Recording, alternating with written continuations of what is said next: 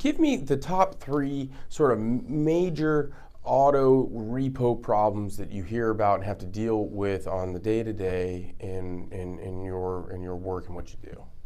Sure. So, probably the big one is obviously the credit reporting aspect of it.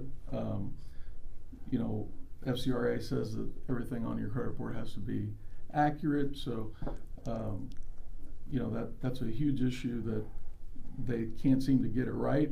From my perspective, from being an auto professional for so long, the credit reporting industry, those three big bureaus can't seem to, fix the accuracy of auto trade lines.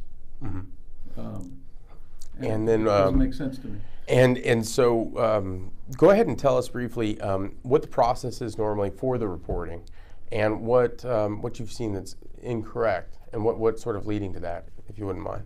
Sure. So, all credit reports show auto trade lines as loans, and the majority of them aren't loans. They are retail installment contracts. They're credit sales. They're defined in the Truth in Lending Disclosure, or the Truth in Lending Act, as credit sales, because the dealer is originating the debt. They're the first creditor.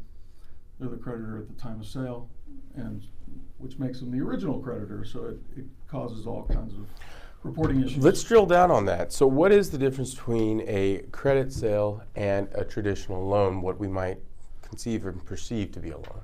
Sure. I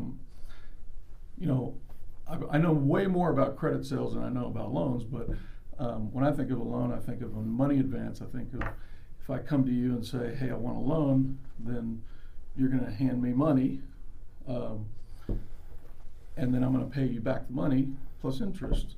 But in a credit sale, I would be coming to you saying I want a car, and you would be, or some sort of good like furniture or a stereo or my phone or something, a cell phone, and you would give me a phone and a car instead, and now I'd owe you for that item instead of money.